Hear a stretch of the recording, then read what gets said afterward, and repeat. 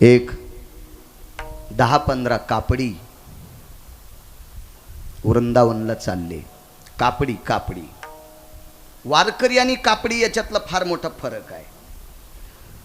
आळंदीला, पैठणला, देहूला, त्र्यंबकला गोरोबा काकांची, मुक्ताई साहेबांची आणि पंढरीला जातात हे वारकरी, आणि बाकीच्या तीर्थाला जातात ते कापडी. वारकऱ्याच्या यादीत येऊ शकत नाही, ते कापडी आहेत. मी नाही सांगत, मोठ्यांचं वाक्य, ते कापडी आहेत, कापडी आहेत. आणि ही 5-50-100 काय कापडी असतील, ही द्वारकेला वृंदावनला चालली. चुकून शब्द आला, वृंदावनला चालली. 4-4:30 वाजलेले. 2-2.5 तासाच्या नंतर सूर्यास्त होणार. अंगीकार ज्यांचा सांगते, देवानं स्वीकार केला की कामच संपलं. मधल्यानं किती बी ओरडू द्या, हो, किती ओरडू द्या, किती ओरडू द्या, किती ओरडू द्या, काही विषय नाही. हत्तीवरनं एक राणी उतरली. महाराणी होती ती, एका पातशाहीची राणी होती. तिला 40-42 किलो सोन्याची आब्दागिरी बसायला होती. अंबारी, आब्दागिरी चुकून बोललो, अंबारी बसायला होती. आणि तेवढ्या सोन्याच्या अंबारीत बसणारी राणी हत्तीवरनं खाली उतरली. शिबिर ठोकल्या गेले आणि तिचं दुपारचं जेवण वगैरे झालं. तिने आराम केला आणि 4-4:30 वाजता राधे कृष्ण, राधे कृष्ण, राधे कृष्ण असा नामाचा उच्चार करीत काही कापडी वृंदावनला चालले होते. ती लगबगीनं बाहेर आली. प्रधानजी, जी साहिबा. बाबाजी, ती राणी होती मुघलांची बायको. मुघलांची बायको 6 पातशाहीपैकी एका पातशाहीची पत्नी होती. प्रचंड श्रीमंत होती ती, मुघलांची राणी होती ती. तिचं नशीब इतकं गोड होतं, तिचा प्रधान हिंदू होता. आणि बुद्धिवादी लोक चांगल्या माणसांना सोबत ठेवीत असते, इतकं मात्र लक्षात ठेवा. हो, माऊली महावैष्णव आणि नामदेवराय ज्या वेळेला तीर्थयात्रेला गेले, तीर्थावळीचं प्रकरण वाचा ना, तर त्या तीर्थयात्रेमध्ये एका मुस्लिम राजानं गाय कापली होती आणि ती ही जिवंत करून द्या. त्या मुस्लिम राजाचा भरतबुवा प्रधान होता, चारुकीर्ती नावाचा प्रधान. तोही हिंदूच होता. राजा मुसलमान आहे पण प्रधान मात्र हिंदूच आहे. त्याचं नाव आहे चारुकीर्ती. ह्या प्रधानाचं नाव सांगत नाही, तुम्ही घरी गेल्यावर पान हिचकांते 3x6चं डपडं. तुम्ही लोकांना चॅटिंग करीला हिचकेतात, तुला वाढदिवसाच्या शुभेच्छा. सकाळी त्याला बायकोनं लाल होस तर हाणलंय आणि त्याला वाढदिवसाच्या शुभेच्छा देतो. सुंबळ्या, तू रूम न्यान हानीन.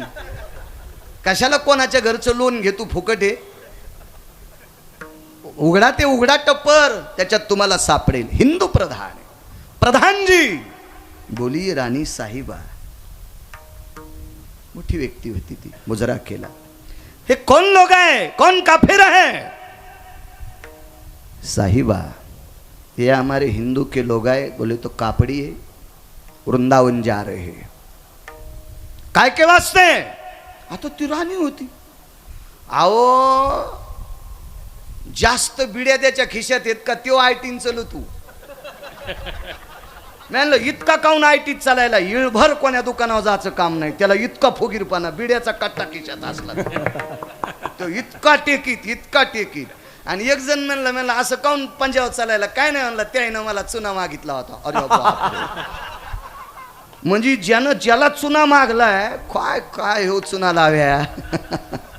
इतका इतका फुगला तू. महाराज, ती सोन्याच्या अंबारीत बसलेली बाई होती.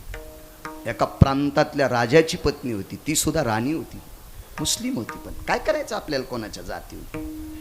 आपलं दुरुस्त करावं. लोकांचे कुपाट्या कशाला पेटवायच्या?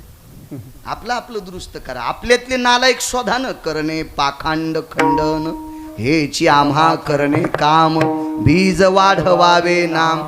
बरेच लोक घरच्या पैशाच्या साबणा आणायच्या आणि दुसऱ्याचे कपडे कुचित बसतू. आणि मग म्हणला लयच मळ निघला, पी आता. तुला कोण सांगितलं नालाय का दुसऱ्याचे कपडे धुवायला? विठाला विठाला.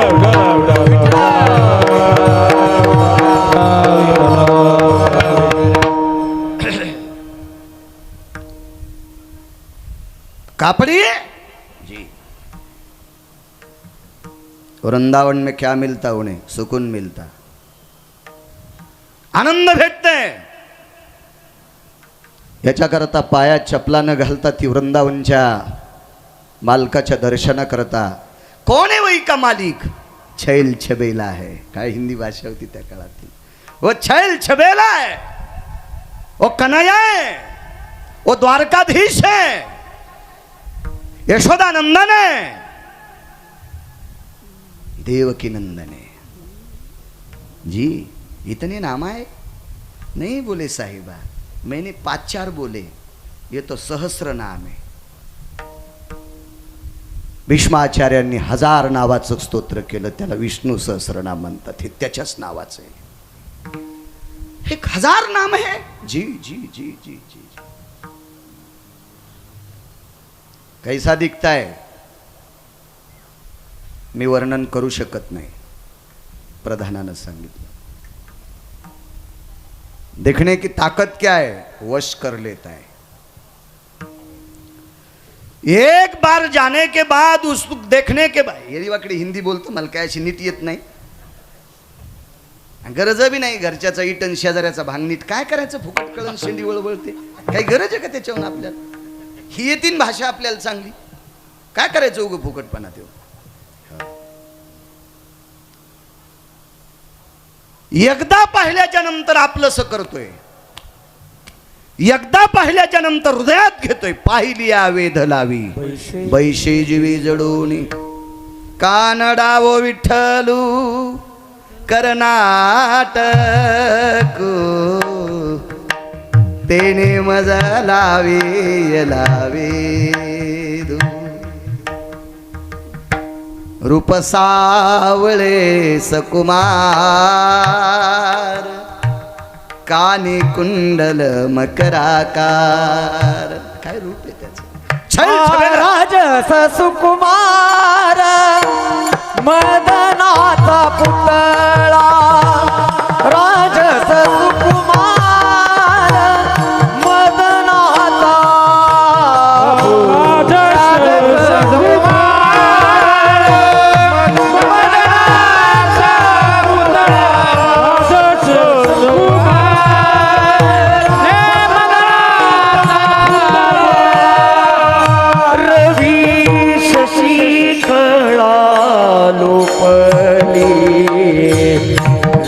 शशी कळा लोपली, कस्तुरी मळवाटा चंदनाची होवे, कस्तुरी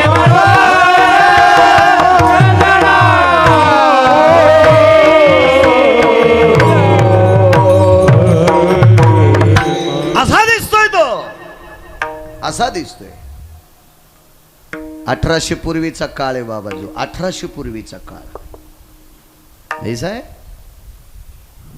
चलो ताफा घुमाइए, फिरवा आपला ताफा।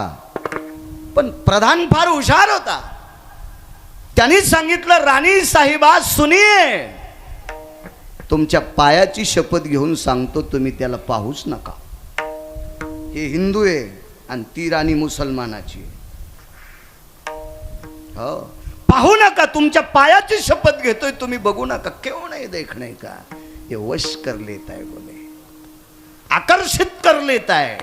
एक बार देखने के बाद माणसाला दुसरं पाहावंच वाटत नाही, इतकी त्याच्या चेहऱ्यातली पावर आहे, ताकद आहे। मग तर म्हणली मुद्दाम पाहायचो। सोन्याच्या अंबारीत बसलेली राणी, घुमा दो ताफा। मोठ्यांच्या पुढं काय चलत असतं? घुमा दो विठ्ठल, फिरव। ताफा ज्या वेळेला तिथं गेला, त्यावेळेला वृंदावनातले सनातनी लोकांनी विचार केला, मुघलांची राणी आली। मोठ्यांना किंमत असते बरं। काय होतं माहितीये का? पैशावाल्याची लोक माघारी निंदा करतात, पण पुढे आल्यावर म्हणते दूध घेता का? मला ह्या सोंभाळेपणाचाच लय राग येतो। माघारी उडीत आहेत, हा त्याला काय, ते पैशाचं कोंबडे गधवी असू देन, पण पैशाचं आहे ना। हे माघारीच किती आहेत बाबाजी लोक. माग अर्थ नावाचा पुरुषार्थ आहे, काहीच होत नाही पैशाशिवाय. बाबा मंडप वरून पडला का, याला पैसेच मोजावं लागले उमापूरच्या मंडळीला, आणि त्यानं पैसे नसते घेतले, पण त्याला पप्याची माय आहे ना. आ पप्याची माय म्हणजे कळाली ना भरत बुवा, त्यालाही काही आहे का नाही, पैसे लागते. त्याच्या विरोधात नाही गप्पा करायला, तुम्हाला भेटत नाही हा भाग सोडून द्या, पण पैशाच्या विरोधात नाही. अर्थ नावाचा पुरुषार्थ आहे. बुवा पिंडावर जर रुपये नाही ठेवला तर पिंड समर्पित होतो का. लाल टोपी आहे तुम्हाला. वेदानां भूषित भयो मी जज्ञिरे पिंडो लुप्त भया यत्पूर्णां सर्वामिद्यायं हरिद्राभवस्थितो अक्षदंच महत्पुण्यं पवित्र पापनाशना तत्राविनाशदगरो भवजायते मिद्यायां जवाग्राक्षदां तिलाग्राक्षदं रक्तचन्दं समर्पयामि आरक्तपुष्पं समर्पयामि अंगुष्ठादिस्नानभो हिरण्यमुद्रास्ततमुद्रायाम् अर्थो स जायते पिण्डान् पुनिताः नैवं गांजाकसं लिखितम्. हे का गांजा फुक्यान लिहिलंय का मला सांगा बरं. अहो मेल्या पिंडावर पैसे लागतील, कशाला त्याच्या विरोधात गप्पा करायच्या. हा नालायकपणाचा कळस आहे. महाराज मुघलांची पत्नी आहे बाबा, पण श्रीमंत राजाची बायको आहे. पाय गाड्या टाकल्या लोकांना हत्तीला, बाबा हत्ती त्याच्याहून अंगीकार ज्यांचा सांगतोय. देवानं स्वीकार केला की राजे पुन्हा तळमळ करायचंच काम नाही, काहीच ताण घ्यायचं नाही देवानं. मी तुम्हाला एक सांगू का, ज्या बाईचा नवरा शिस्तीत येत असतोय तिनं उगा येडेवानी करायचंच नाही. एक बाई एका बाईला म्हणत होती, बाई तो नवरा घोंगडीवानी दिसतो. एक बाई एका बाईला म्हणत होती, तो नवरा कसा घोंगडीवानी दिसतो. 5-6 महिने तिने ऐकलं. शहाणी होती न ती, अति शहाणी नव्हती ती, नुसती शहाणी होती. 6 महिन्याच्या नंतर ती थोडीशी म्हणली, बाई माझा नवरा घोंगडीसारखा दिसू द्या, पण दिवस माळायच्या आधी पिशी घेऊन घरी येतो. तो सिनेमात नाचायच्या सारखा आहे, पण संध्याकाळी पोरं बस स्टँडवर उचलून आणतात, कोण्या मुतारीपाशी झोपलेला आहे. आपल्यावर इतका काय करायचं त्याच्या रंगारूपावून, पण तो मानतोय ना, मालक आहे तो, त्यानं स्वीकारलाय ना कुटुंबाचा व्याप.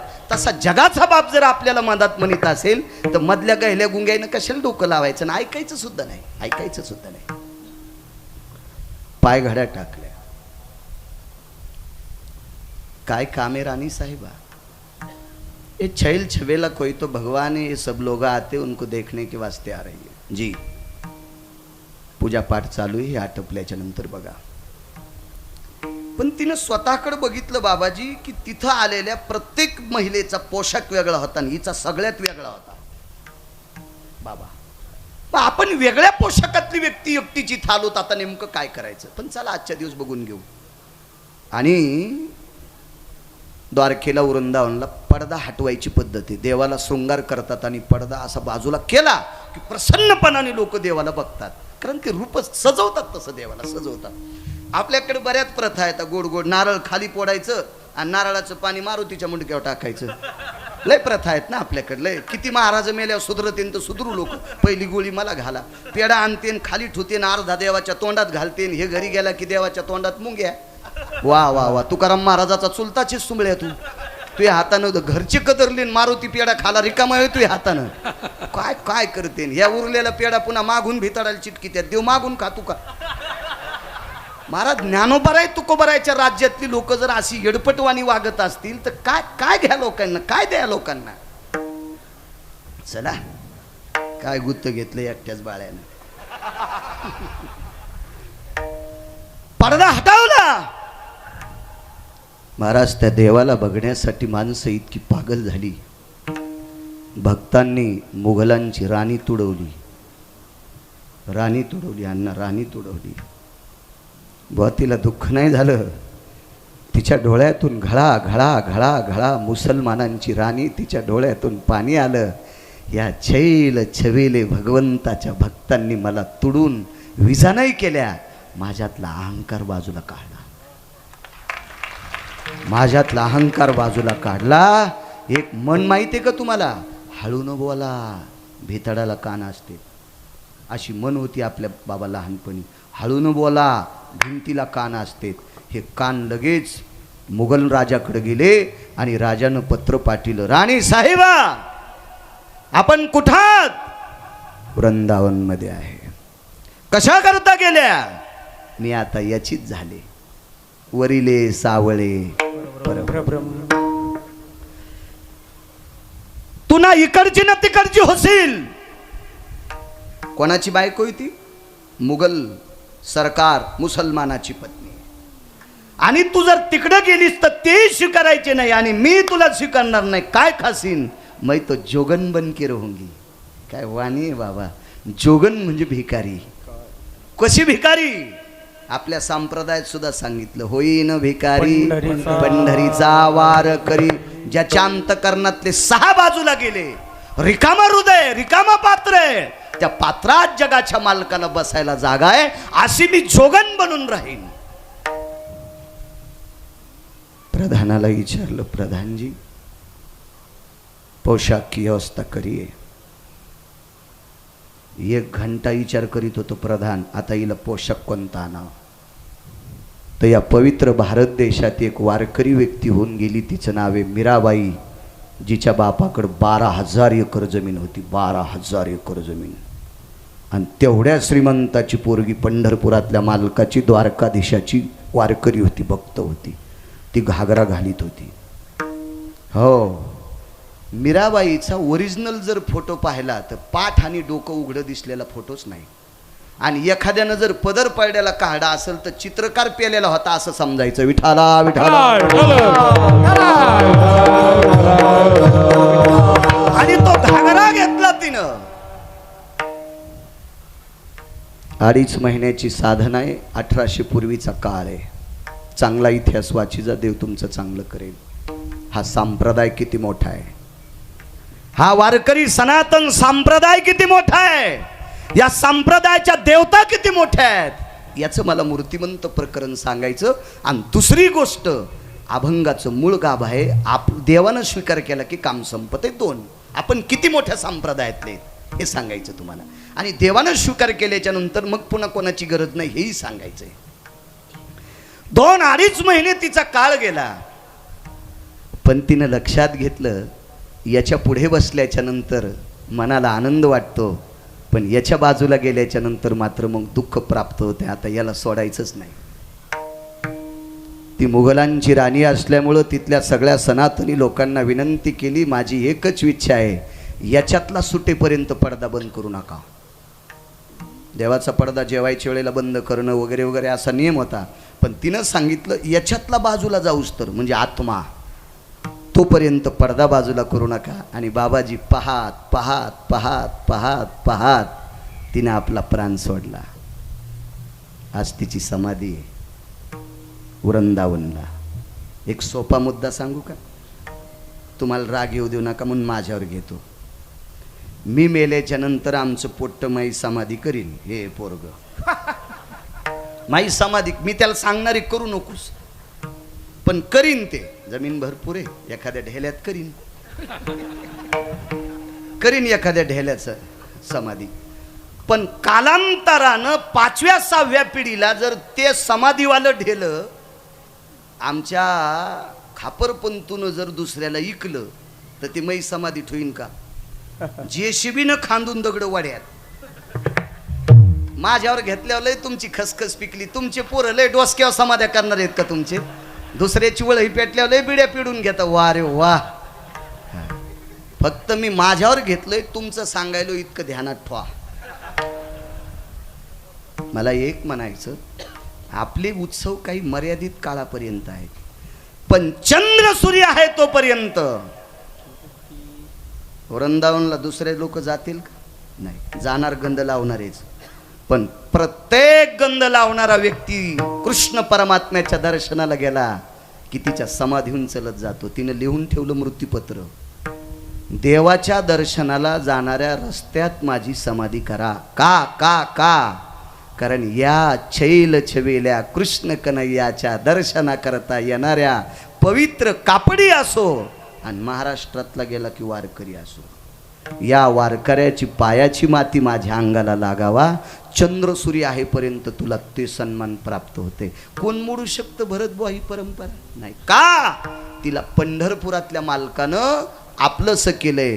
मुघलांची पत्नी आहे, यवनांची राणी आहे, पण देवानं स्वीकार केल्याच्या नंतर जगातली कुठलीही शक्ती तिला बाजूला करत नाही. याचं एकमेव कारण आहे त्या विश्वाच्या मालकानं आपलंसं केलंय, म्हणून मालक म्हणतात अंगीकार ज्याचा केला नारायणे, अंगीकार ज्याचा केला नारायणे, अंगीकार ज्याचा केला नारायणे, अंगीकार ज्याचा केला नारायणे, अंगीकार ज्याचा केला नारायणे, अंगीकार ज्याचा केला नारायणे, अंगीकार ज्याचा केला नारायणे, अंगीकार ज्याचा केला नारायणे. निंदितेने वंद्य केले, निंदितेने वंद्य केले, अंगीकार ज्याचा केला नारायणे, अंगीकार ज्याचा केला नारायणे. निंदते वंद्य केले, निंदते वंद्य केले, अंगीकार ज्याचा केला नारायणे, केला नारायणे, केला नारायणे, केला नारायणे. देवानं स्वीकार केला की काम संपलं. माणसाचा विचार नाही करायचा. आपल्याला ज्याची गरज आहे का त्याचा विचार करी जा. एका लग्नाला 3 लाख लोक आले, एका लग्नाला 3 लाख लोक आले. मी पण त्या लग्नात होतो. आनंद वाटला. काय नवरदेवाची पावर असेल, काय नवरीची पावर असेल, काय दोघांच्या मायबापाची पावर असेल. 3 लाख लोक आलेत लग्नाला. काय स्वयंपाक, काय थाट, काय वैभव. चला. आणि मग हलकी पण नव्हती माझ्या लग्नाला. वय 3 महिने कमी असल्यामुळं देवबापा बी म्हणले मी नाही लग्न लाईत. तेव्हा कायदा निघला होता. मग पावणे 11ला लावलं, मुहूर्त पाहिले. मला पाहता येत होतं पंचांग. म्हणलं आता इतक्या टायमात जगतकडे जमत आहे, घ्या बरं अक्षिदा टाकून म्हणा कोणी बी 2-4 मंगल असतं. देवबापा म्हणले आता कोणाची गाडी येत नाही, मीच म्हणतो लग्न लाव. चल. ते लग्न पाहिल्यावर मी आश्चर्यचकित झालो. दुसऱ्याचं मोठेपण पाहिल्यावर जे जळत येत का, दुसऱ्याचं मोठेपण आणि दुसऱ्याचं वैभव पाहिल्यावर जे जळतेत का, ते अतृप्त आत्मे असते. अतृप्त आत्मे असते. महाराज कोणाच्या मोठेपणाला नाही जळालं पाहिजे. 3 लाख लोक लग्नाला. आता मोठमोठाले लोक होते, त्याच्या नवरदेव नवरी संग फोटो काढू लागले. आणि आपल्याला कोण विचारत आहे, पण मला नवरदेवाला बोलायचं होतं. नवरी इतकी प्रसन्न दिसू लागली, गुलाबाच्या पाकळ्यावानीच. हो, गुलाबाच्या पाकळ्यावानीच. आणि लग्नात दिसत असती तशीच. हे आम्हाला चटके माहिती आहेत ना बाबा. तुम्हाला काय मागणं पुढं काही विषय नाही, तुमची वेगळी गोष्ट आहे. हे आम्ही याच्यातून भाजून निघलो. माणूस केवढा बी असू द्या, पण त्याच्या गालाला वरखांडे दिसले त्या बा कोणते बी नाही म्हणालो आम्ही. हो, मागण्या, शंका, कुशंका, आशंका, इच्छा, या सगळ्या गोष्टीचे वरखंडे दिसले की समजायचं हे तदेव लग्नं सुदिनं तदेव ताराबलम चंद्रबलम तदेव.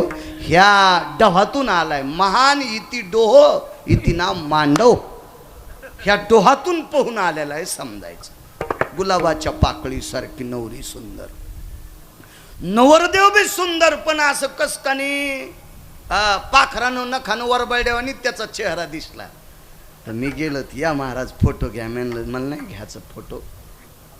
मी ह्या बाहुल्यावर एकदा उभा राहिलो तेव्हापासून मी चौकून फोटो निघलेत, मला आता नाही घ्यायचा. तू हीच किती का आता बघ एकदा तो कसं होतंय तर ते पाय, लक्षात येईल तुला. चांगली गोष्ट आहे.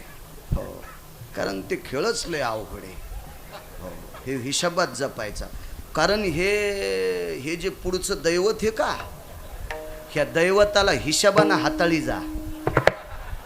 तुम्हाला एक सोपा मुद्दा सांगू का, अडचणीत हात घालीत नाही इचू निघत असते. बाबा जाऊ द्या, बाबाला कशाला विचारायचं. पण तुम्हाला सगळ्याला सांगतो, गिरगावकराची शपथ आहे, साडीला हुका असतेत का नाही, काटे असतेत का, ताराचे खिळे असतेत का नाही, तरी टमाट्याच्या भोवताल जर लावल्या तर डुक्कर पण तोंड लाईत.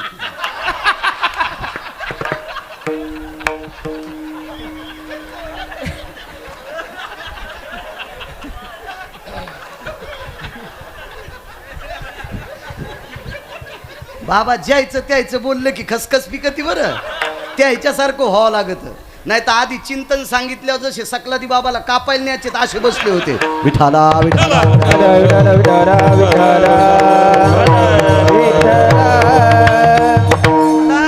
तुम्ही याचा अर्थ वेगळा घेता असताल राजू. भारतीय नारीच्या वस्त्रातली ती पावर आहे. भारतीय नारीच्या वस्त्रातली ती पावर आहे भरत बुवा, पावर आहे. म्हणून या देशाची ओळख या देशाचा पुरुष नाही, या देशाची स्त्री आहे.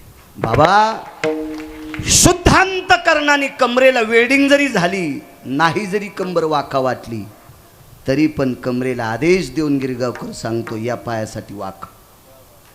या मानेला आदेश देतोय गुरु गिरगावकराचं एक मन, वाक मन पवित्र साधूच्या पायावर वाक.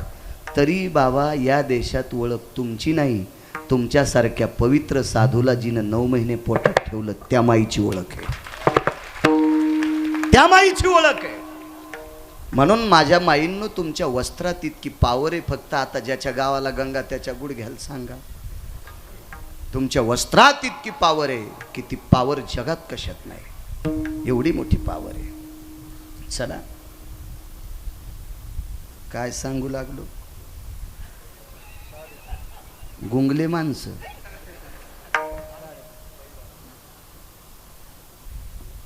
काहीच मिळ नाही तुम्हाला कशाचाच. हा लग्नाला गेलो त्या नवरदेवाला म्हणलं मला काय फोटो काढायचा नाही, हळूच कानात म्हणलं तो चेहरा कसा असा वरखंडलेवानी झाला. 3 लाख लोक आले, इतका स्वयंपाक केला पोरीच्या बापान, चुलीत जाऊ द्या म्हणलं. म्हणलं काय झालं, नवरीला रात आंधळ आहे. आणि म्हणलं असू दे ना, काय असू द्या, संध्याकाळी आल्यावर धरून न्यावं लागन.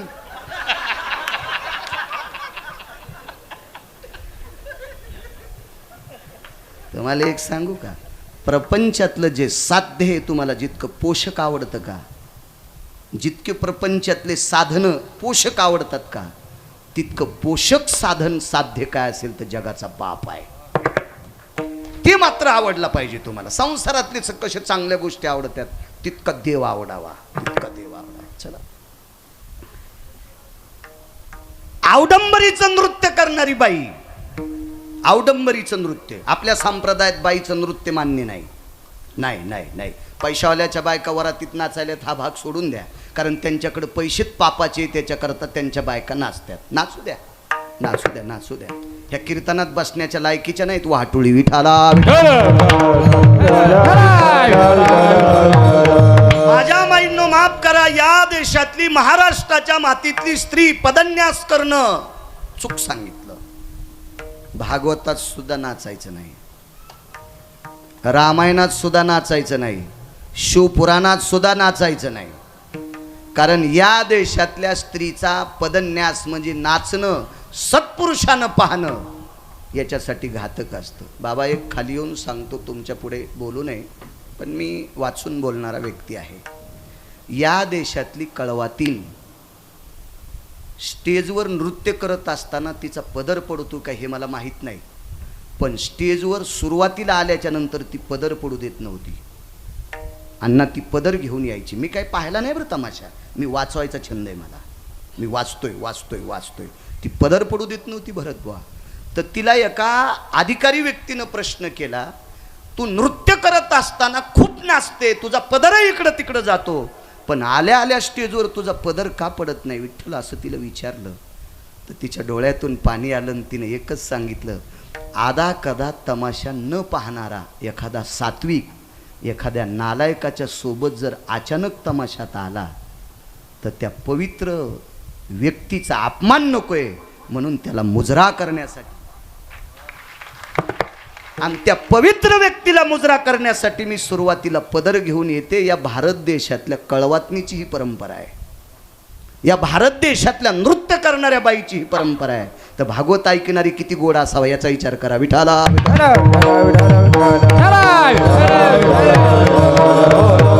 महाराज, हा संप्रदाय फार मोठा संप्रदाय. या संप्रदायात कोण्याही कठाळ्याची गरज नाही. या संप्रदायात कोण्याही कठाळ्याची गरज नाही. 40 वर्ष चुकीचं पाणी पिलं. 41व्या वर्षी पंढरपूरला गेला. चंद्रभागेचं स्नान घेतलं, पुंडलिक रायाचं दर्शन गेलं आणि घाटावरनं वरी जात असताना एक जणाच्या दंडात माळा अडकिलेल्या होत्या.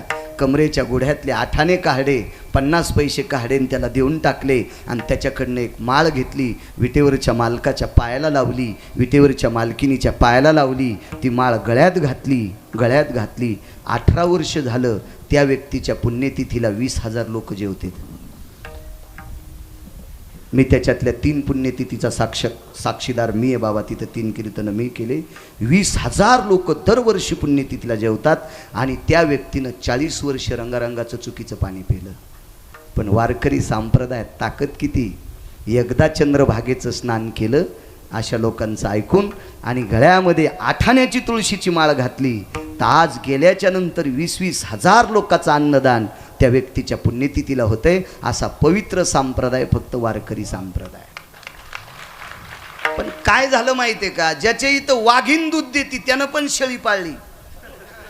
म्हणलं वाघीण दूध देती त्याच्यात चपात्या खातू, मग शेळी कशाला. म्हणजे बब्याला ऊन लागल्यावर त्याच्या कानात दूध टाकायचं, शेळीच घालू त्या बब्याच्या. काय मूर्खपण आहे. वाघिणीचं दूध खाणाऱ्याला कुठं दूध ऊन लागत असते का. मूर्खपण आहे. ज्ञानोबराय तुकोबरायचा परमार्थ अमृताला लाजविल इतका मोठा परमार्थ आहे. आपण त्या संप्रदायातली माणसं आहेत. माझ्या माईंनो, तुमच्या चपलाला स्पर्श करून तुम्हाला प्रणाम करतोय. तुमच्या चपलाला स्पर्श करून तुमच्या चपला सगट कपाळाचं आणि नाकाचं कातडं घासेपर्यंत तुम्हाला वंदन करतो. याच्याकरता वंदन करतोय. या देशातली संस्कृती तुमच्या ताब्यात आहे, बापाच्या नाही माईच्या ताब्यात आहे. माईच्या ताब्यात आहे, बापाच्या नाही माईच्या ताब्यात आहे. मी किती वेळ देत असेल भरत बुवायाला. त्याची आई त्याला जास्त वेळ देऊ शकते. माझ्या माईंनो, आपल्या मुलीला, आपल्या मुलाला, आपल्या नातवाला, आपल्या नातीला सुसंस्कारित करण्याची ताकद तुमच्यात आहे. माझ्या माईंनो, तुमच्यात आहे. म्हणून तुम्ही चुकीचे पावलं उचलू नका. ही तुमच्या चरणी गिरगावकराचा दंडवत आहे. चला, औडंबरीचं नृत्य करणाऱ्या बाईची कन्या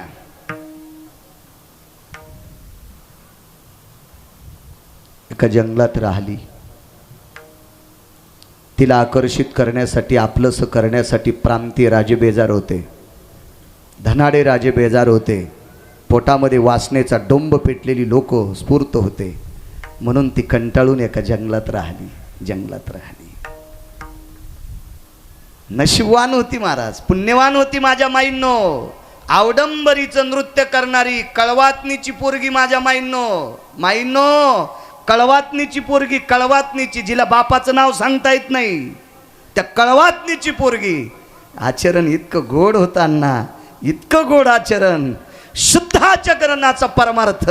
जंगलात एकटीच राहिली आणि आचरण गोड असलं की साधूची भेट होत असते, महात्म्याची भेट होत असते. आणि त्या सामान्य मुलीच्या जीवनाचं आचरण गोड होतं. तिला माऊली महावैष्णव ज्ञानोबरायांची भेट झाली. तिचं नाव आहे कान्होपात्रा. धन्य कान. एक लक्षात ठेवा, मी बोलत असताना अभंगाची अर्थदृष्टी ठेवून चाल लावा. प्रमाण सोडण्याच्या नंतर अर्थदृष्टी ठेवून चाल लावायची. विठाला विठाला विठाला.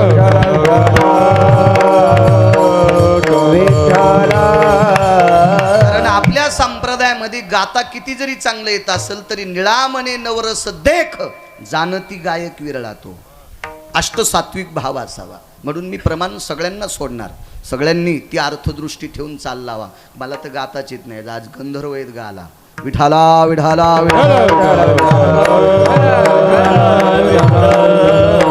ज्ञानोबारायची भेट झाली.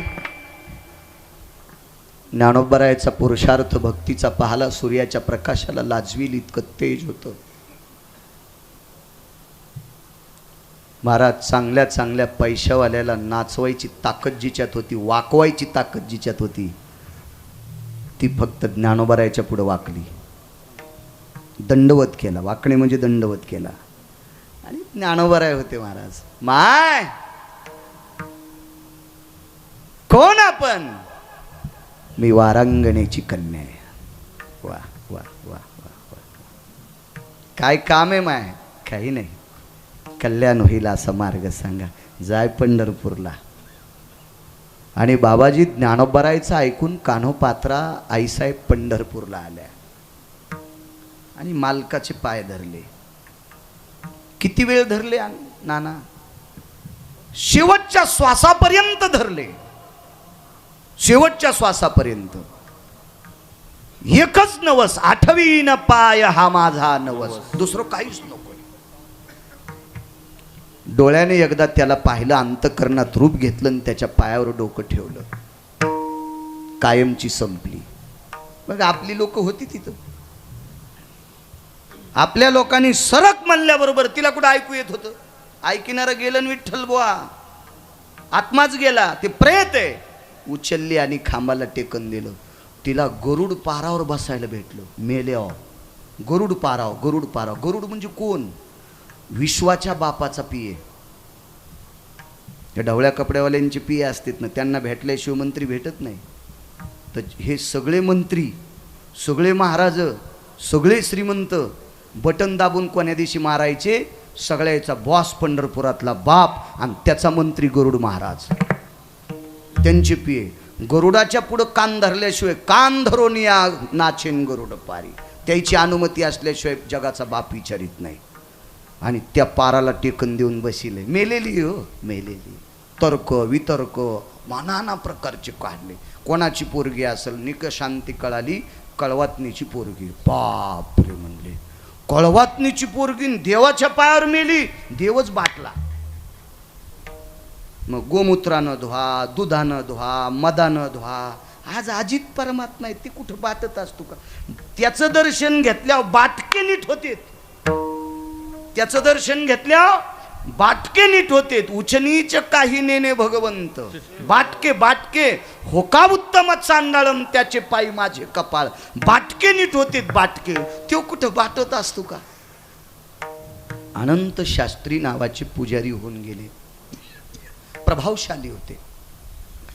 त्या अनंत शास्त्रींनी सांगितलं, विटेवरचा अनंत जोपर्यंत या अनंताला आदेश देत नाही तोपर्यंत हिचा अंत्यविधी होत नाही. अनंता तुझा मी सांगत असो अनंत, पाहे पाकानो पात्रा पवित्र. ही पवित्र आहे आणि हिची माझ्या उजव्या हाताला अंत्यविधी करा.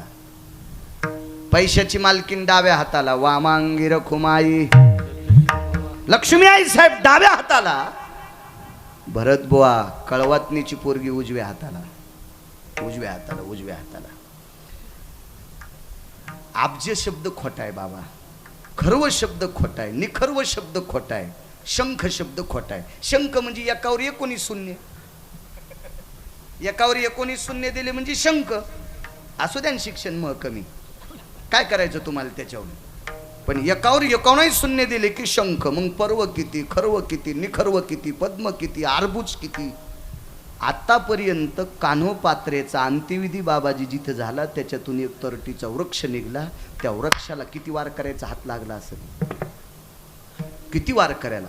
पहिला पुरुषार्थ निळोबारायच्या जीवनातला. वळकटी टाकलीन मंदिरात झोपले. रात्री भजन आटपल्याच्या नंतर 2 वाजता रामकृष्ण हरीचा ध्वनी येत होता, पण आवाज बाईचा येत होता. बाईचा. तर निळोबारायने विचार केला, भजन करणारी बाई कोण असेल? ती बाई भजन करणारी बाई कोण? बाई असेल ती कोण? उठून पाहतात तर सगळं किडी खूप शांत वातावरण आहे. पुन्हा झोपले भरतबुवा. पुन्हा आवाज आला, राम कृष्ण हरी, राम कृष्ण हरी. दुसऱ्यांदा उठले. निळोबाराय, निळोबाराय, निळोबाराय. देवाचे लाडके संत. एक नियम सांगू का? निष्ठावंत वारकरी निळोबारायच्या नंतर कोणाचाही अभंग कीर्तनात घेत नाहीत. निळोबारायच्या नंतर एखाद्यानं ट्रक न लिहिले असते पण ते पप्याच्या माईल सांग, ते कीर्तनात घ्यायच्या लायकीचे नाही. निष्ठावंत. मग आता काही लोकांची निष्ठा संपली, पैशाचा जोर आलाय, ते एखाद्यावर गाण्यावर कीर्तन करायला लावतील. एक जण म्हणला, महाराज झकास कीर्तन करा. म्हणलं तुझ्या बायकोची साडी नेसून नाचतो. काय झकास करतो सुंबळ्यान, काय बोलतो तुला पैशाचा जोर आलाय ना, तिकडे उतू जाऊ दे तू हे पैसे. विठाला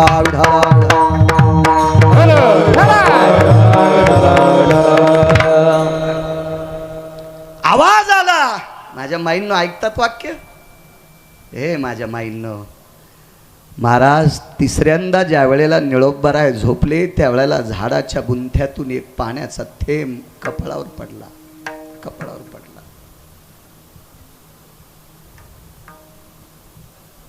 हात लावला. श्रद्धेचे अश्रू होते. पाहिलं वर हे तर झाडातून टप टप टप टप टप पाणी पडत होतं. वंदन केलं. कोण? मी कान्होपात्र आहे. कान्होपात्र आहे. निळोबारायाने कपाळ घासलं. माझी माय, पुराणात इतिहासात ऐकील तर कळवातनीची पोरगी तूच आहेस? हो, अवडंबरीचं नृत्य करणाऱ्या बाईची मुलगी मीच आहेस. खांद्यावर उपरणं होतं तळेकर आणणार. उपरणं ओढलं, त्याची घडी केली. कान्होपात्रेचा तरटीचा वृक्ष होता, त्याला त्या उपरण्याने पुसलं. माझी माय, काय पुरुषार्थ आहे ग तुझा. तू कळवातनीची मुलगी म्हणून जन्माला आलीस. विश्वाच्या बापानं लक्ष्मी डाव्या हाताला ठेवली, तुला उजव्या हाताला, तुला उजव्या हाताला. संप्रदाय दंडक झाला. भरत बुवा, जो कोणी पंढरपूरला येईन त्यानं पहिलं दर्शन कान्होपात्रेचं घ्यायचं, आणि मग जगाच्या मालकाचं, मग जगाच्या मालकिनीचं, मग जगाच्या मालकिनीचं. जाऊ द्या, आपल्या बायकाईनं किती भजन केल्यावर गाथ्यात नाव येईल. बुवा, आपण किती भजन केल्यावर माणसानं, त्यांच्यावर कशाला दगड टाकायचे, आपण किती भजन केल्यावर आपल्या गाथ्यात नाव येईल. कान्होपात्रा खोदू पिंजारी तो दादून भजनी आभेदू हारीचे पाय. रोज सकाळच्या प्रसंगात कान्होपात्रेचं चिंतन केलं जाते. एक जण म्हणला कळवातनीची पोरगी आहे, मी अभंग म्हणणारच नाही. पंढरपुरातला मालक म्हणला झोपीत दगड टाकीन मुंडक्यात सुंबळ्या, तिला मी इथं घेतलंय. महाराज, कळवातनीची जरी कन्या असेल तर जगाच्या मालकानं इथं घेतल्यामुळे वारकरी संप्रदायातला प्रत्येक दिग्गज व्यक्ती तिच्या नावाशिवाय काकडा पूर्ण होत नाही. याचं कारण काय? त्यानं अंगीकार केला. गुरुजी, अंगीकार त्याचा अंगीकार ज्याचा केला नारायणे.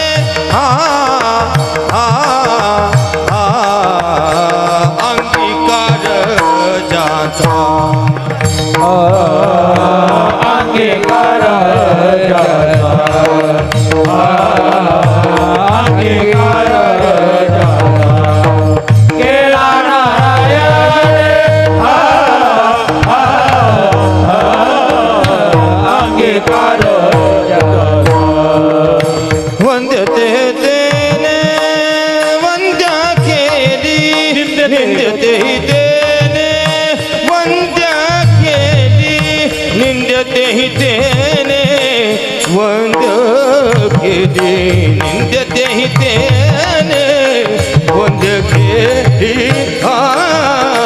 अंगीकार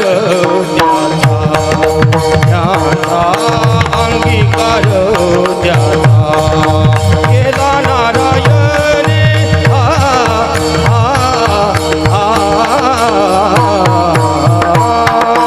अंगीकार त्याचा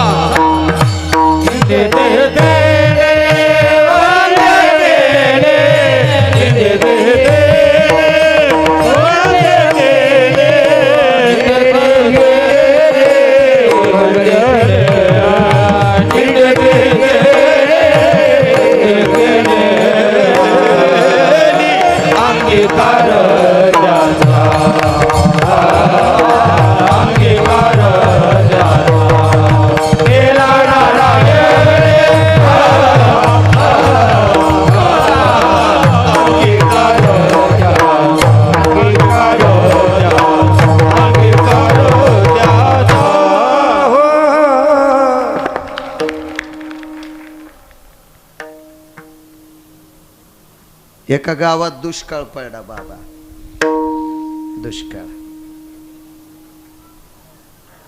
आणि मग 3.5 वर्ष पावसाचा थेंब नाही. आणि शिवार वलांडलं की पाऊस पडला.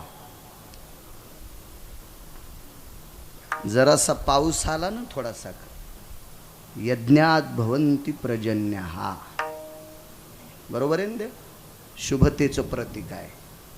पण नुकसानकारक पाऊस नाही आला, ही श्री गुरु नगद नारायण बाबांची कृपा आहे.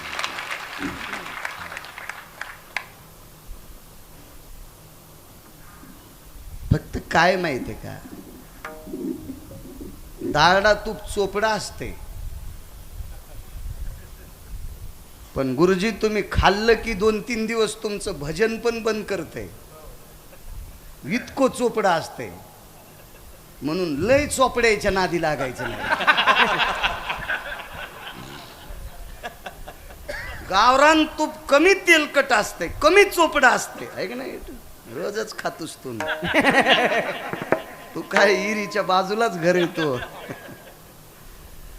पण गुरुजी त्याच्यात पोषकता आहे. मला एकच म्हणायचं, चांगल्यांच्या पुढे वाक जा. हा तुम्हाला प्रणाम आहे, माझा मुजरा आहे तुमचा. कपाळ घासून प्रणाम करतो चांगल्याचं. एक सांगू का राजेहो, पाणी जर चुकीचं पेलं तर उलटी संडास होईल. तळेकरांना डॉक्टर आहेत शिल्लक, बाबाजी आपल्याला नीट करायला डॉक्टर शिल्लक आहेत. पण साधू जर चुकीचा भेटला तर पिढ्याने पिढ्या मातीत जातात, इतकं मात्र लक्षात ठेवा.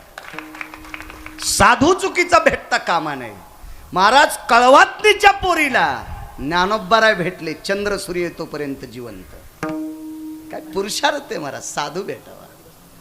3.5 वर्षाचा दुष्काळ, पाऊसच नाही गावामध्ये. मग तर्क वितर्क, आता पाऊस नसल्यावर यज्ञ होत असतात का? कशात करायचे? गहू नाही, ज्वारी नाही, बाजरी नाही, मका नाही, तुरी नाही, उडीद नाही, मूग नाही, भुईमूग नाही, काहीच नाही. आणि शिवाराच्या बाहेर ज्याची ज्याची शेती आहे का, त्या पिकू लागल्या. नुसती शिववालांली की, पण गावात मात्र पाऊस. एक महात्मा आला त्या गावामध्ये बाबाजींसारखा, आणि महात्म्यानं मारुतीरायचं दर्शन घेतलं तर मारुतीराय रडत होते. डोळे पाझरले मारुतीरायची. पाषाणाची मूर्ती होती पण डोळे पाझरले. कारण आपल्या देवतेमध्ये, संप्रदायामध्ये देवाचा आकार दिल्याच्या नंतर त्याला पाषाण म्हणायचं नाही. एक पुरावा आहे, पाषाण म्हणू नये लिंगा. एकदा पिंड तयार झाली ना, तो दगड नाही, ते भगवान देवादिदेव शिवशंकर आहे. तिथं मात्र आपलं डोक्याचा तर्क वितर्क लावायचा नाही. मारुतीरायाची प्रतिमा आहे ती. जगातल्या भगव्यातला 2 संन्यास सांगितले आपल्याकडे बाबा. हे जे कपडे आहेत हे भीष्माच्या परंपरेतले आहेत, पितामह भीष्माचार्यांच्या परंपरेतले आहेत. आणि हे कपडे, तुमच्या डोक्यावरचा फेटा हा मारुतीरायाच्या परंपरेतला आहे. 2 परंपरा सांगितल्या, एक भगवी आणि एक पांढरी परंपरा. तो दोघंही अधिकारी आहेत. महाराज मारुतीरायासारखा संन्यासी होणे नाही आणि भीष्माचार्यासारखा ब्रह्मचारी होणे नाही. विठाला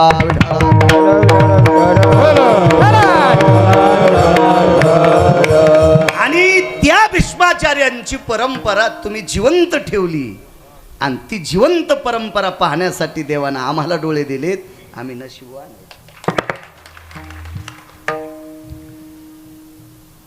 मारुतीरायाचे डोळे भरून आले. त्या साधकाने विचारलं, रुदंतिको भवा, आपण कशा करता रडता? मारुतीरायानं सांगितलं, 3.5 वर्षाचा दुष्काळ पडलाय, कारण या गावातल्या एका वारकऱ्याचा अपमान केलाय. आणि त्या वारकऱ्याचा सन्मान होत नाही तोपर्यंत वरून प्रसन्न होत नाही, वरून प्रसन्न होत नाही तोपर्यंत पाऊसच पडत नाही. कोण वारकरी आहे? अमक्या अमक्या डोंगराच्या पलीकडे त्याची एक लहानशी कुटी आहे, झोपडी आहे, आणि त्या झोपडीत ते वारकरी राहतो. तो वारकरी होता टोल नाक्यावर टाळ्या वाजणारा तृतीयपंथी. टोल नाक्यावर टाळ्या वाजणारा तृतीयपंथी होता.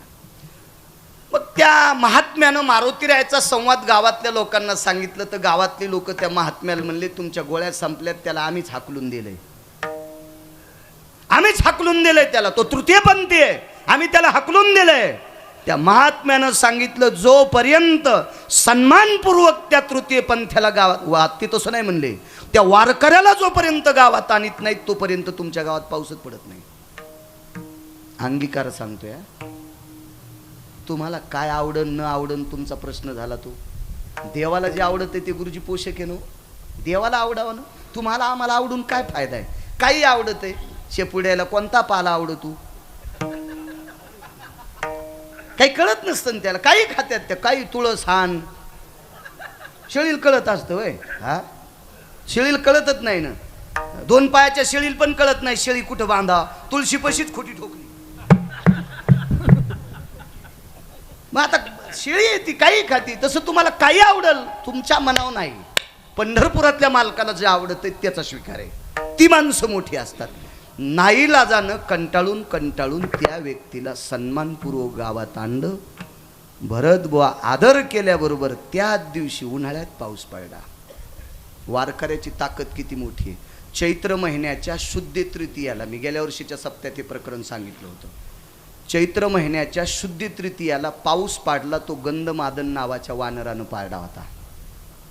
चौकून पाणी आहे, पण पाणी खारं आहे आणि खारं पाणी पिता येत नाही. म्हणून विभीषणानं पूजा केली गंधमादनाच्या समाधीची.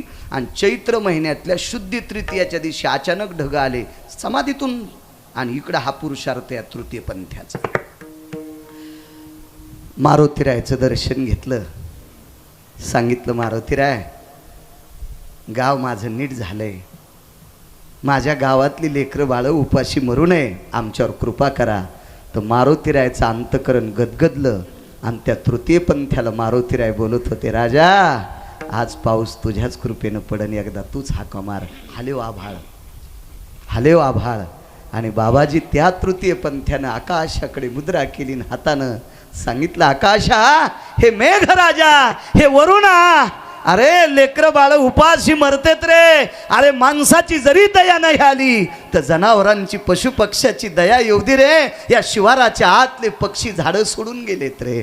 झाडं शुष्क वाळून गेलेत रे, शुष्क झालेत रे. पाड रे वरुणा. चैत्र महिन्यातल्या अष्टमीला पाऊस पडला. इतका पाऊस पडला, इतका पाऊस पडला की बघायचं काम नाही. महाराज त्या दिवसपासून त्या तृतीय पंथ्याचं नाव गाथ्यात घातलं. कान्हो पात्रा खोदू आणि पिंजारी तो दादू. हा तृतीय पंथी आहे.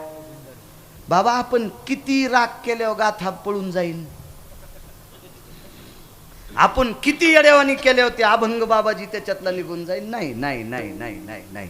आपण कोरड्या हिरीत जरी जीव द्याला तरी तो तृतीय पंथी सूर्यचंद्र आहे तोपर्यंत प्रसिद्ध आहे. कारण त्याचं नाव घेतल्याशिवाय काकड्याची पूर्ण आहुती होत नाही. तुम्हाला जरी आवडत नसेल पण जगाच्या मालकाला आवडेल असं वागलाय त्यानं टाळ्या नाही वाजिल्या. त्यानं टाळी वाजिली. त्या तृतीय पंथ्यानं काय केली? टाळी वाजिली. टाळी वाजवावी वाटती चालावी. टाळ्या नाही वाजिल्या. टाळ्या आश्वासनाच्या असतात. आश्वासनाच्या. तुमच्या गावाला असा रोड करील की त्या रोडवर खसखस वाळू घालता येईल. खसखस कळते का तुम्हाला? अनारशाला येते ती खसखस. असा रोड करील की त्या रोडवर खसखस वाळू घालता येईल. दुसरा म्हणला त्याचं जाऊ द्या, तेल सांडलं तर भरून घेता येईल. असा रोड करतो, असा रोड करतो. आणि दोघं मरूस तर गावात आले नाही पुन्हा. आणि खालच्यानं मनगट दुखूस तर टाळ्या वाजल्या. ह्या आश्वासनाच्या टाळ्या. आणि उद्धाराची असती ती टाळी असती. उद्धाराची असती ती टाळी असती. जीवनभर तुम्ही आम्ही याच्या पलीकडे सांगू झुका गुरुजी. संजू गुरुजी, घरातल्या मायबापानं हकलून दिलेला तृतीय पंथी. पण आज गाथ्यात त्याचं नाव आहे. का? पंढरपुरातल्या मालकानं स्वीकार केला म्हणून. अंगीकार जाता केला नारायण. अंगीकार जाता केला नारायण. अंगीकार जाता केला नारायण. अंगीकार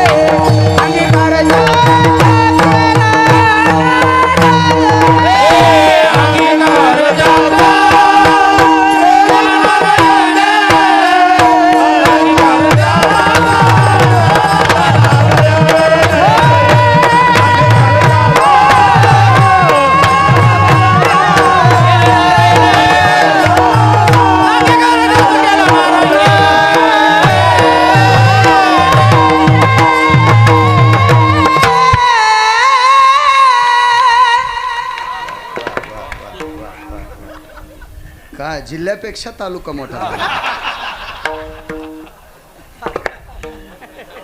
ए हरी भाऊ, आता तुम्हाला प्रमाण सोडतोय. वारकरी संप्रदायातला कीर्तनकार स्वतंत्र नाही. 1 आणि 2 या लोकांच्या बिरड्यात बांधलेला आहे. एक कीर्तनकार म्हणला मलाच लय गाता येतो, कौरव पुंगाने हानी तू सगळ्या. अरे तुला एकट्यालाच गाचं तर बसून गाय ना. कंबर बांधायची असेल तर यांना किंमत द्यावंच लागेल. कंबर बांधायची असेल तर यांना किंमत द्यावंच लागेल. महाराज वारकरी संप्रदायातला मृदंगाचार्य म्हणजे प्रत्यक्ष इंद्र, आणि वारकरी संप्रदायातला भजन्या म्हणजे गंधर्व आहे. आणि इंद्र आणि गंधर्व येतात का त्यावेळेला नारदाला नाचता येते, म्हणून ही गादी नारदाची. विठाला विठाला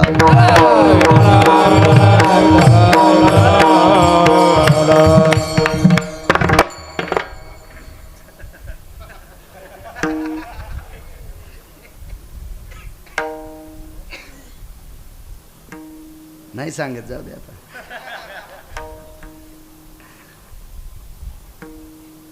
राजा सोन्याच्या पात्रात नैवेद्य घेऊन गेला बाबा देवाला.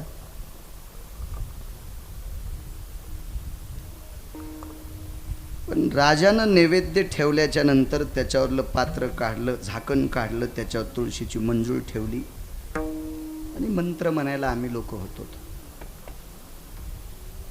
गुडा शर्कराय सर्वस्थितो घृते यज्जायते तत्रान्मिश्रित भव पुण्यां जठरानलो तृप्तावसायां नैवेद्यं समर्पयामि सदजधजनिरे भयस्थितं मद्यं सुधा अतो भयजति मदिजति जायं सुधि छन्दाना भयव्याप्तिशं विष्णुर्भययति छन्दपरा कृते भवयति सिञ्चन भवे गुडा शर्कराय दशं लुप्तावसभय जठरानलों तृप्तावसभय सर्वप्रिया रसनं प्रियं यज्जायते प्राणं एव च सतं यथा दुर्व्यं भवयति सुगन्धि भयं प्रसादरस्तुं तञ्जायते प्रसादरस्तुं तञ्जायते प्रसादरस्तुं. मंत्रोच्चार करण्यासाठी मोठी मोठी लोक होती. प्रसाद गुडा शर्करा नैवेद्य. नैवेद्य ठेवला झोका गुरुजी. पण राजानं नैवेद्य ठेवायच्या अगोदरच देवाचं तोंड भरलेलं बाबा, तोंड भरलेलं. राजा होता तो. पुजारी जी, देवाला काल जीव घातल्याच्या नंतर तुम्ही सकाळी स्नान घातलं नाही? हो म्हणले. आंघोळ घातली, पितांबर बदललाय, देवाची कपडे बदलली, देवाला चांगल्या कपड्यानं पुसून काढले. मग काल खाल्लेला भात कस काय जिभेचा तोंडाचा बाजूला सरकला नाही? ओठ कस काय भरकेत? पुजाऱ्यानं विचार केला, देवाच्या ओठाला अजून भात? मी तर सकाळी 2 घंगाळभर पाण्यानं उष्णोदक स्नानम समर्पयामी शुद्धोदक स्नानम समर्पयामी सुगंधी द्रव्यम त्याच्यात सगळं टाकून सगळं स्नान घातलंय, पण भाताचे कण ओठाला कस काय? राजानं सगळ्यांना सांगितलं, उद्यापासून तुमची ड्युटी बंद. संध्याकाळी दुपारी निरोप लागला 3-4 वाजता. राजा, महाराज पुजाऱ्याचा दोष नाही, तुमच्या अगोदर एका माऊलीनं नैवेद्य ठेवला होता, एका स्त्रीनं नैवेद्य ठेवला होता. तर पुजाऱ्यांना विचारलं, नैवेद्य घेऊन कोण आलतं? आतापर्यंत आपल्या देवाला तुमच्या व्यतिरिक्त नैवेद्य नाही. तुम्ही जर गावाला गेले तर तुमचे पुत्र घरी नसतील तर प्रधानजी याच्या व्यतिरिक्त कोणीही देवाला नैवेद्य ठेवत नाही. कोण्या बाईची ताकद आहे देवापुढे नैवेद्य घेऊन यायची? कोण सांगतंय? साधा माणूस होता मळकट कपड्याचा.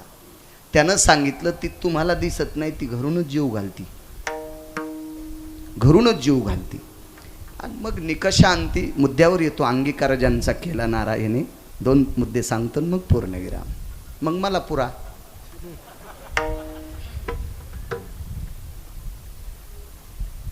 बोलून घेतलं, कोण आहे?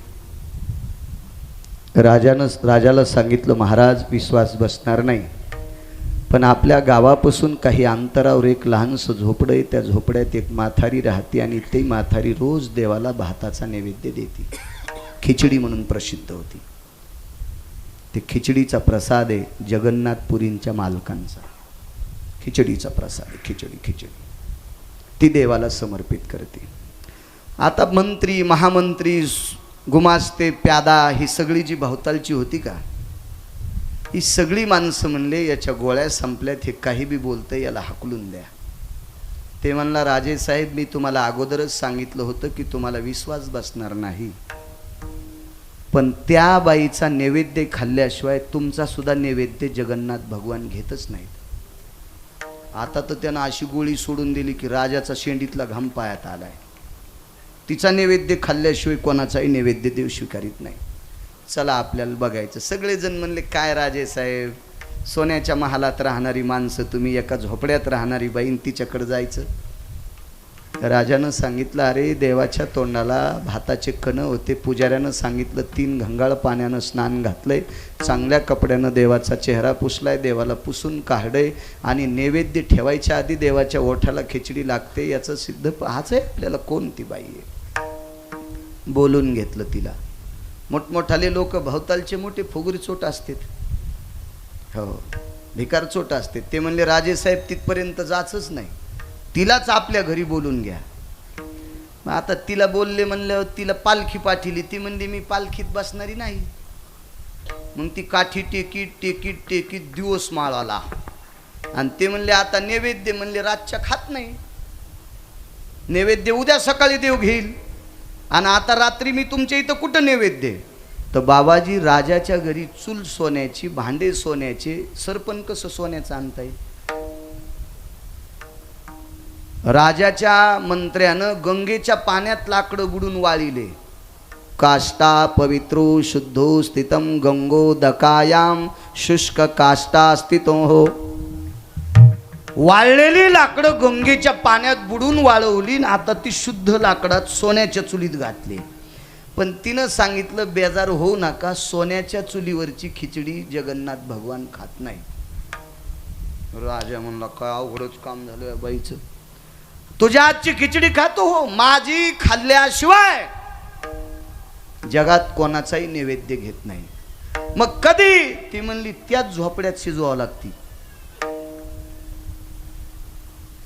राजा म्हणले, शिजून आण. तुमच्या महालात खात नाही, ते तिथंच खातो,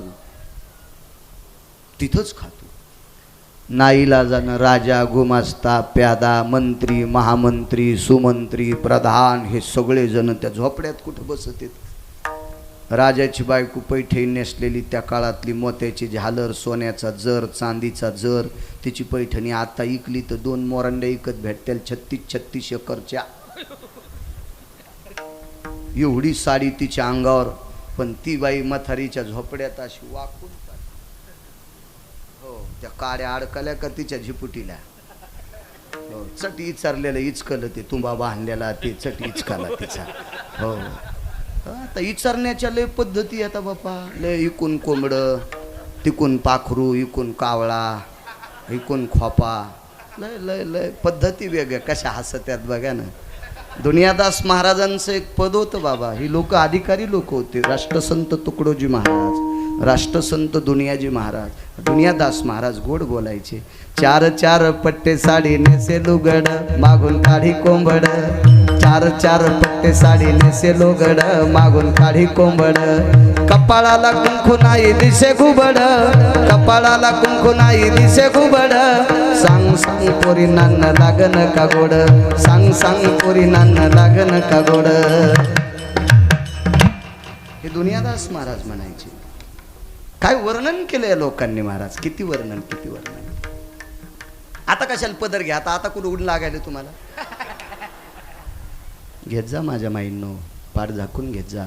तुमच्या चप्पलला कपाळ घासेपर्यंत प्रणाम करतो. हा कीर्तनाचा पुरुषार्थ आहे, हा भागवताचा पुरुषार्थ आहे, हा रामायणाचा पुरुषार्थ आहे, हा शिवपुराणाचा पुरुषार्थ आहे. ज्या बाईनं नवऱ्याची इच्छा पूर्ण व्हावी, त्या दिवशी माणूसच प्रांतात मेला नाही, तिनं स्वतःच्या शरीराचं जोहार केलं.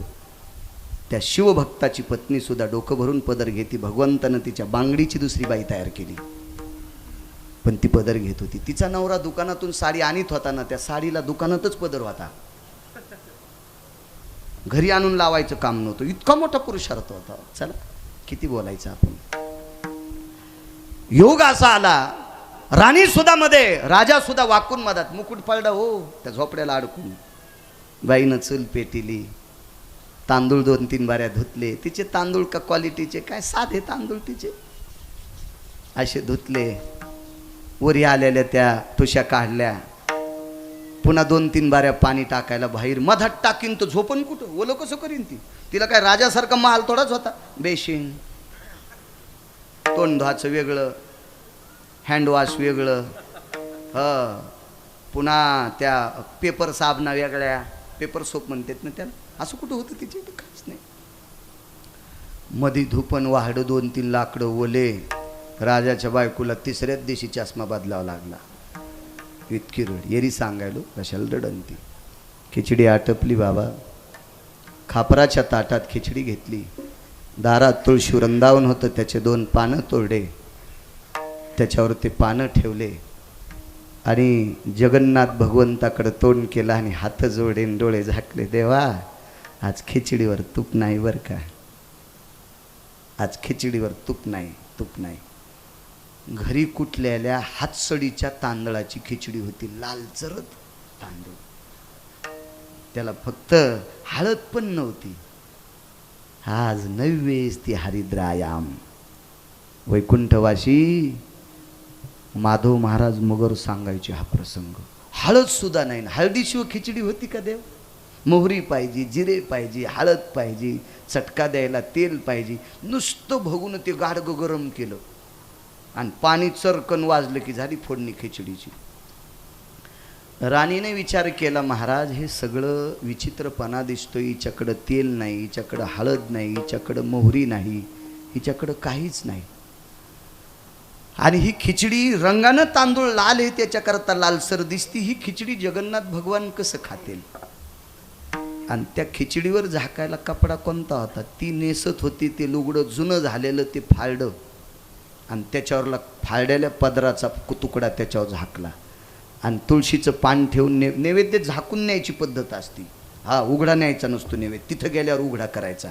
आणि देवाला नमस्कार केला आणि त्याच्यावरचा कपडा बाजूला काढला आणि देवाला सांगितलं, देवा आता जेवा.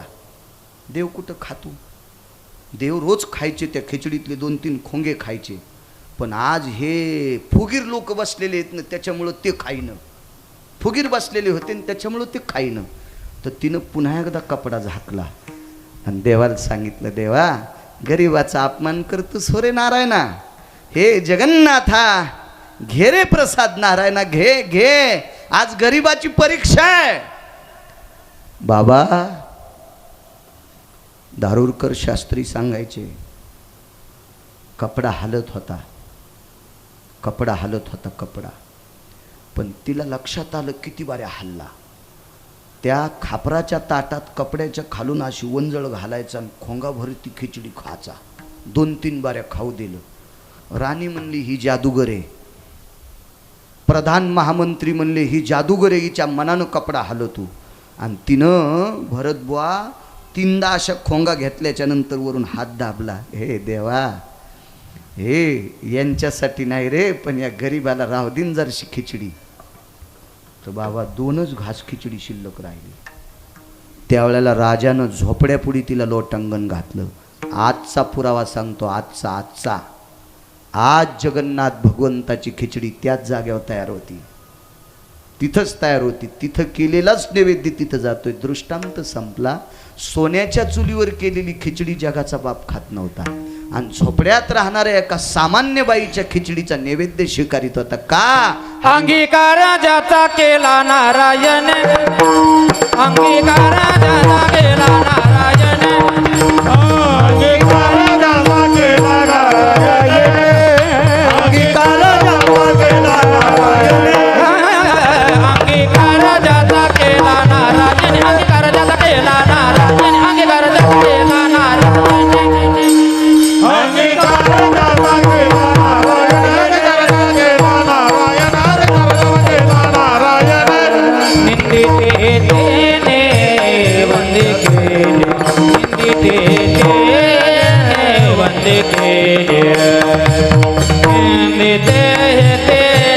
वंदे केले अंगीकार ज्याचा केला नारायण, अंगीकार ज्याचा केला नारायण.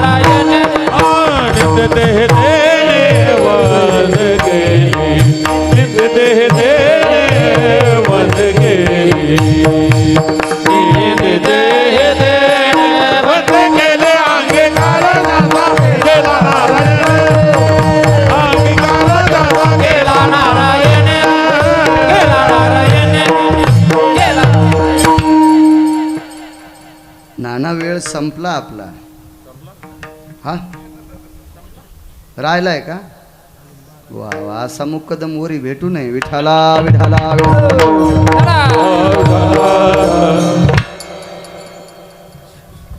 संपलं म्हणलं की पाखरं उडायलेत बाबा. एक मुद्दा सांगतो हरिबा, तुम्हाला सोडतो प्रमाण. शेवटचा ऐका राजे हो. कोण्याही नालायकानं आपल्याला जर मोठं म्हणलं तरी काही कामाचं नसतं. ही काही कामाकरता आपल्याला मोठं म्हणत असतील, पण पंढरपुरातल्या मालकानं आपल्याला मोठं म्हणावं त्याचं काहीच आपल्याकडून काम नाही. त्यानं मोठं म्हणलं की काम होतंय. त्यानं मोठं म्हणलं की किती मोठी, कोण मोठं म्हणतंय हा महत्वाचा भाग आहे. मला एवढी लोक मानतेत. अरे तुला जितके मानतेत तितके तमाशाला पण मानित होते. काही ना 150 एकर फुकल्यात त्या घुंगरायच्या नादानं. काय तुला मानणं म्हणजे लय मोठी गोष्ट आहे का? ज्याला देव मानतोय ते मोठे महात्मे सांगायचे आळंदीचे, लोकमान्य होता येईल पण देवमान्य आणि संतमान्य होणे इतकं सोपं नाही. लोकमान्य कोणाला होता येते, कोणाला होता येते, कोणाला होता येते, कोणाला होता येते. एखादी कला असली की ती लोकमान्य होते, पण संतमान्य आणि देवमान्य होण्यासाठी निष्ठावंत वारकरी संप्रदायातला व्हावं लागेल, तर मात्र देवमान्य होता येते. बाबा एका घरी सगळे देव जेवायला गेले. वेगाच सांगतो 5-7 मिनिटात नाना एक पुरावा सांगतो की देवानं स्वीकार केल्यावर किती माणसं मोठी होत असतात. सर्व देव गेले. कोण्याही देवानं फुकट खाल्लं नाही बरं का. रात्रभर जागर केला. ती एकादशी सोमवारची होती. आणि सर्व स्वर्गातल्या देवता आपोआपली विमानं घेऊन खाली उतरल्या. आपोआपल्या वाहनात बसून खाली आले. ते मंगळवेढ्याला विमानं आली. त्या विमानामध्ये देवादिदेव भगवान शिवशंकर उतरले, भगवान इंद्र उतरले, पार्वती आई साहेब उतरल्या, ब्रह्मदेव उतरले, सावित्री आई साहेब उतरल्या, यक्ष किन्नर गंधर्व चारण विद्याधर लोकपाल दिग्पाळ उतरले. ह्या सर्व देवता उतरल्या. बोरी खाली भजन केलंय. बसायला कोणाला सतरंजी नाही, चटई नाही, माईक नाही, काय नाही. पकवाद वाजवायला इंद्र भरत बुवा. इना नारदांच्या गळ्यात सुरुवात नारदांनी केली आणि नारदांच्या पाठीमागं म्हणायला भगवान शिवशंकर. हो, आणि कधी कधी जर एखादी आलापी भेटली तर तुंबराला मिळायची. हो, काय पुरुषार्थ असेल त्या भजनाचा. इंद्र पक्वा झाला. गळ्यात इना नारदांच्या पाठीमागं म्हणायला देवादिदेव भगवान शिवशंकर, त्यांच्या सूर मिसळायला तुंबर. भजन ऐकायला पार्वती आई साहेब, ब्रह्मदेव चारी मुंडक्यानं मान डोलायलेत. हो, ब्रह्मदेव, सावित्री आई साहेब लेहाला बसल्या. हो, सरस्वती माता कौतुक करायली. हे सगळं भजन चालू. सोमवारची एकादश होती. सोमवारी एकादशी विमान उतरले पंढरीशी. गाथापा लक्षात येईल. सोमवारची एकादश आली ती कोण्या महिन्यात होती पुन्हा सांगू. आणि मग त्या एकादशीला विमानं उतरले आणि रात्रभर बोरी खाली जागर झाला. द्वादशीचा स्वयंपाक काय तळील्या वरिल्या एकची पक्वान्ने. अन्नपूर्णा, अष्टमा सिद्धी, अनिमा, गनिमा, कामा, वशित्वा, विशित्वा या सगळ्या सिद्धी भांडे घासायला अन्नपूर्णा स्वयंपाकाची पूर्ण सामुग्री जमा केली. स्वयंपाक झाला. सर्व देवता जेवल्या. जेवायचे राहिले बाबा फक्त 6 लोक. एवढा मुद्दा ऐका अंगीकारजांचा. 6च लोक जेवायचे राहिले. विटेवरचे मालक, विटेवरची मालकीन 2, चोखोबाराय, चोखोबारायची पत्नी 4, गरुड 5 आणि चोखोबारायचा मुलगा 6. 6च लोक जेवायला बसले. आदेश दिला गरुडा पात्र टाका. पात्र टाकले. 3 पात्र टाकले. एका पात्रावर आईसाहेब बसल्या, मालक बसले, गरुड बसले. देवानं सांगितलं अंतरानं पात्र टाका, मधात जागा ठेवा. आदेश दिला गरुडा पुन्हा 2 पात्र टाका. रुक्मिणी आई साहेबाच्या लक्षात आलं. दोन्हीकून 2 पात्र घेतील. चोखोबारायला आणि सोयराबाईला जवळ घेतील. गरुडाला सांगितलं 1 पात्र इकडं द्या. आणि स्वतःच्या डाव्या मांडीला उजव्या मांडीला 1 पात्र टाकलं. तिथं सोयराबाईला बसिलं. आणि जगाच्या मालकानं उजव्या मांडीला पात्र टाकलं. तिथं चोखोबारायला बसिलं. चोखोबाराय हरिजनाच्या कुळातले. तुम्ही आम्ही त्यांना मंदिरात येऊ दिलं नाही. या कुळातले चोखोबाराय जेवायला बसले. भातावर तूप वाढलं. कालवलं सगळं. हे सगळं कालवल्याच्या नंतर श्लोक झाला, गजर झाला आणि देवानं साखर तूप भाताचा घास इथपर्यंत आणला. विटेवरच्या मालकीनीनंही दाढीपर्यंत घास आणला, गरुडानंही स्वतःच्या दाढीपर्यंत घास आणला. पण चोखोबरायनं घास नुसता ताटातून असा वरी उचलला आणि चोखोबरायच्या धर्मपत्नीनं पाचीची बोटं पात्राकडेच होते. देवानं सांगितलं चोखा जेवानं, तर भगवंताला चोखोबराय काहीच म्हटले नाही. तेवढ्या अवकाशात आईसाहेबानं सांगितलं सोयरा जेवण ग. तर सोयराबाई 2-3 बाऱ्या ऐकल्यावर काहीच नाही म्हणल्या. तिसऱ्यांदा म्हटल्याच्या नंतर नुसते पापण्यावरी केल्या आणि 50 फुटाच्या अंतरावर बोरीच्या बुडाला बसलेल्या पोराकडे पाहिलं. कर्ममेळा तिथं बसलेला होता. 11.5 ते 14 वर्षाचं वय आहे. रुक्मिणी आईसाहेबाने देवाकडे पाहिलं, डोळे डबडबले, सांगितलं प्रभू कोण अशी माय आहे की जिचं लेकरू उपाशी असल्यावर ती कशी जेवण? कोण असा बाप आहे की ज्याचं लेकरू उपाशी असल्यावर ती कसा जेवण? भगवंत परीक्षा पाहत होते. देवानं मांडीवर हात ठेवला, भरका नाही, डावा हात ठेवला आणि सांगितलं चोखा जेव रे. काल दिवसभर एकादशीचा मी फराळ घेतला नाही चोखा. चोखा ह्या एवढ्या देवता तुझ्याकडे भजना करता आल्या ना चोखा, ह्या सगळ्याला पाणी द्यायला मी होतो रे चोखा. चोखा ह्या सगळ्याच्या पंक्तीला सकाळपासून मी वाढलोय रे, माझी कंबर दुखते रे चोखा. रुक्मिणी आईसाहेबानं सांगितलं सोयरा जेव ग, या सगळ्यांना तूप मी वाढलंय. सोयरा जेव ग, भूक लागली आम्हाला, आता भूक लागली. सोयराबाईनं सांगितलं आईसाहेब तुम्ही जेवा, तुम्ही जेवल्याच्या नंतर आम्ही जेवू. विटेवरच्या मालकाचं अंतकरण गदगदून आलं आणि डावा हात चोखोबरायच्या तोंडावरून फिरिला. चोखा चोखा बाळा मुलगा उपाशी याच्याकरता तुला जेव्हा वाटत नाही? जी मालक, जी जी जी मालक जी, मायबाप जी. बाप हा शब्द चोखोबरायने प्रसिद्ध केला महाराष्ट्रात. चोखोबरायच्या अगोदर देवाला बाप कोणी म्हणत नव्हतं. जयासाठी तप धावा तो हा उघडाची पाहवा, जयासाठी यज्ञ तपन तो हा मदनाचा बाप. बाप शब्द माय बापा, इतकं गोड लेकरू आहे माझं माय बापा. भगवंता हे झाल्यापासून तुमचं भजन करतोय. उपजताची कर्म मेळान वाचे विठ्ठल सावळा. झाल्या मी याला खांद्यावर घेतलं देवा. खांद्यावर घेतल्याच्या नंतर याच्या तोंडातून विठ्ठल विठ्ठल नाव येत होतं. उपजलं त्यापासून त्याच्या जिभेवर विठ्ठलाचं तुमचं नाव कोरलेलं आहे. इतका पवित्र वारकरी माझ्या पोटी घातला देवा.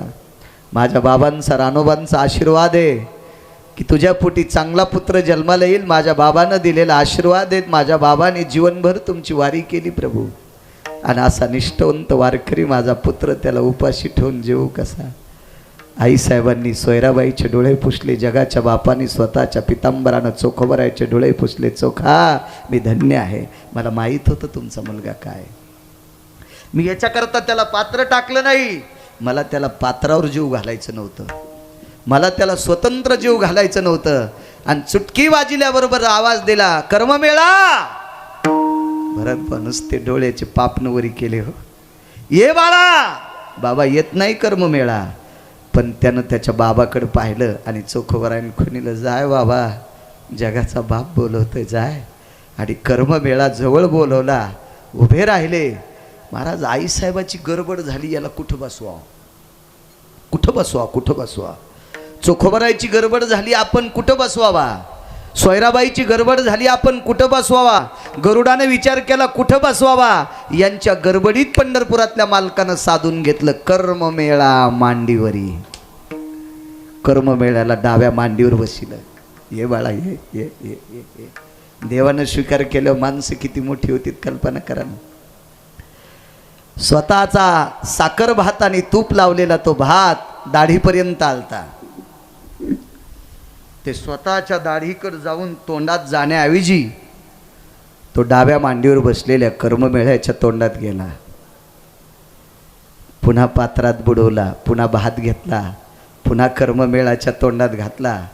बाबाजी असं 1दा 2दा 3दा 4दा 5दा कर्ममेळ्याच्या तोंडात साखर भात तूप घातला. कर्ममेळ्याची जीभ देवाच्या बोटायला लागली, कर्ममेळाचे ओठ देवाच्या बोटाला लागले, कर्ममेळ्याच्या तोंडातली लाळ देवाच्या बोटाला लागली. 5 घास कर्ममेळ्याला खाऊ घातले आणि 6वा घास पात्रात नाही हातबुडीला. कर्ममेळ्याच्या तोंडातले बोट जगाचा बाप चाटीत होता, जगाचा बाप चाटीत होता, जगाचा बाप. त्यावेळेला यक्ष, किन्नर, गंधर्व, चारण, विद्याधर, लोकपाळ, दिक्पाळ, चारुहास, परमहंस, इंद्र, शची, जयंत, जयंती, सिद्धी, विनायक, सावित्री, ब्रह्मदेव या सर्व देवता डोळ्यातले अश्रुपुष्प समर्पित करीत होत्या. काय पुरुषार्थ आहे चोखोबरायच्या मुलाचा, काय पुरुषार्थ आहे चोखोबरायचा. महाराजा स्वर्गातल्या लोकांचा पुरुषार्थ लक्षात घेतला आणि 400 वर्षापूर्वी हा पुरुषार्थ गाथ्यात ठेवला.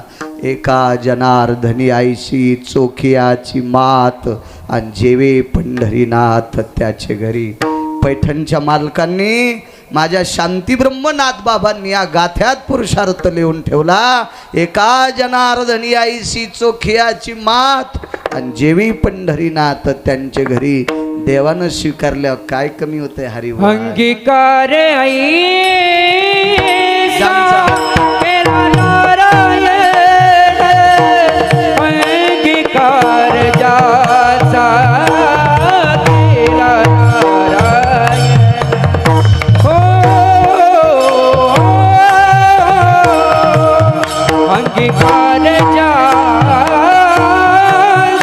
केला नारायण, अंगीकार ज्याचा केला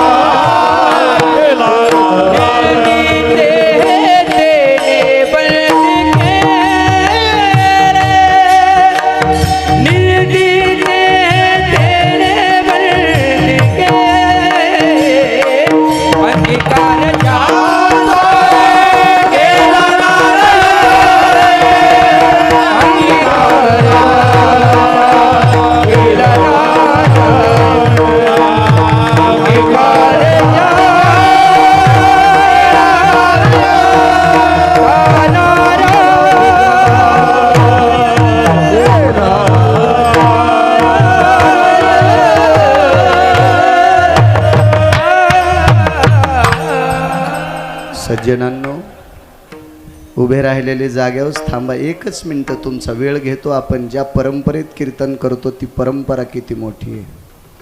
वैकुंठवासी महंत बंकट स्वामींच्या जीवनातले 2 पुरुषार्थ.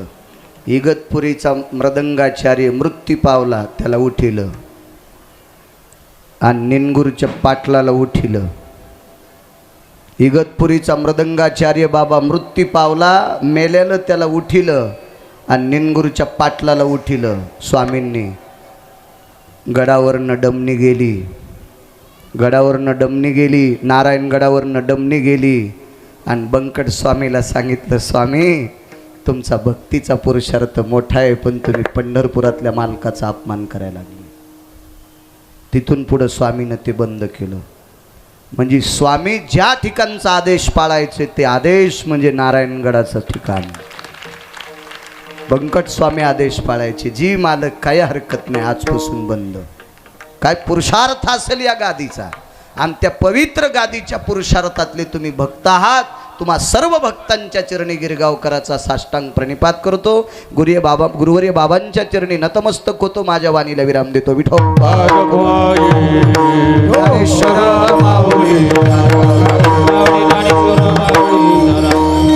जय जय ज्ञानेश्वर माऊली. विठ्ठल जय जय